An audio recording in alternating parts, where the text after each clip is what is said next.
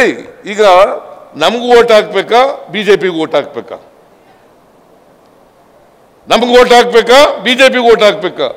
ನಿಮ್ಮ ಕಷ್ಟ ಸುಖಗಳಿಗೆ ಸ್ಪಂದಿಸ್ತಕ್ಕಂಥ ಕಾಂಗ್ರೆಸ್ ಪಕ್ಷಕ್ಕೆ, ಕಾಂಗ್ರೆಸ್ ಸರ್ಕಾರಕ್ಕೆ ಓಟ್ ಹಾಕ್ಬೇಕಾ?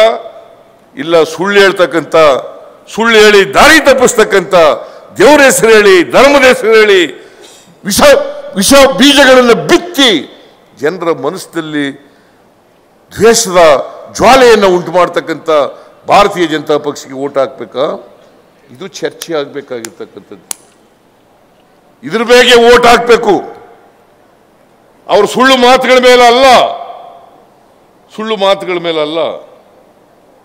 ಹಿಂದೆ ಕಳೆದ ಲೋಕಸಭಾ ಚುನಾವಣೆಯಲ್ಲಿ 370 ಪುಲ್ವಾಮಾ ಅದರ ಮೇಲೆ ಗೆದ್ದುಬಿಟ್ರು. ಈಗ ಜೈ ಶ್ರೀರಾಮ್ ದೇವಸ್ಥಾನ ಕಟ್ಟಿಸ್ಬಿಟ್ಟಿದ್ದೀವಿ. ಶ್ರೀರಾಮನ ದೇವಸ್ಥಾನ ನಿಮ್ಮ ಊರಿನಲ್ಲೆಲ್ಲ ಶ್ರೀರಾಮನ ದೇವಸ್ಥಾನ ಇಲ್ವಾ? ಇದೇ ಇಲ್ಲ. ನಾನು 2 ದೇವಸ್ಥಾನ ಕಟ್ಟಿಸಿದ್ದೀನಿ ನಮ್ಮ ಊರಿನಲ್ಲಿ, ಶ್ರೀರಾಮನ ದೇವಸ್ಥಾನ ಕಟ್ಟಿಸಿದ್ದೀನಿ. ಅದಕ್ಕೆ ನಾನು ಜೈ ಶ್ರೀರಾಮ್ ಅಂತ ಕರೀತಾರೆ ಈ ಬಿಜೆಪಿಯವರು. ನಾನು ಏನಂತ ಕರಿತೀನಿ? ಜೈ ಸೀತಾರಾಮ್, ಜೈ ಸೀತಾರಾಮ್.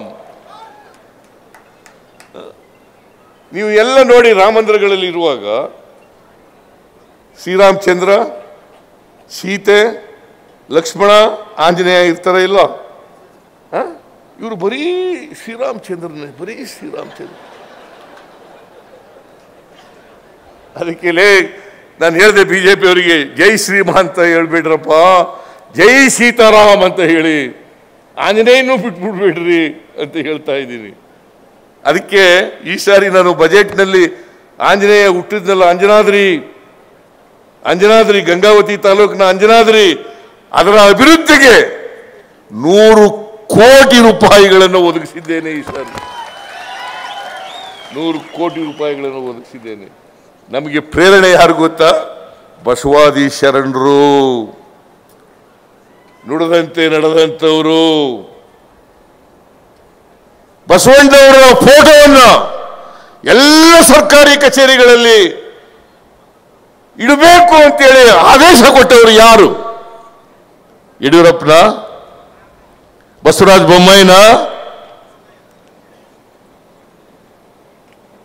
ಎಲ್ಲ ಸರ್ಕಾರಿ ಕಚೇರಿಗಳಲ್ಲಿ ಬಸವಣ್ಣವರ ಫೋಟೋ ಇಡಬೇಕು ಅಂತೇಳಿ ಆದೇಶ ಮಾಡಿದ್ದು ಸಿದ್ದರಾಮಯ್ಯ, ನಮ್ಮ ಕಾಂಗ್ರೆಸ್ ಸರ್ಕಾರ.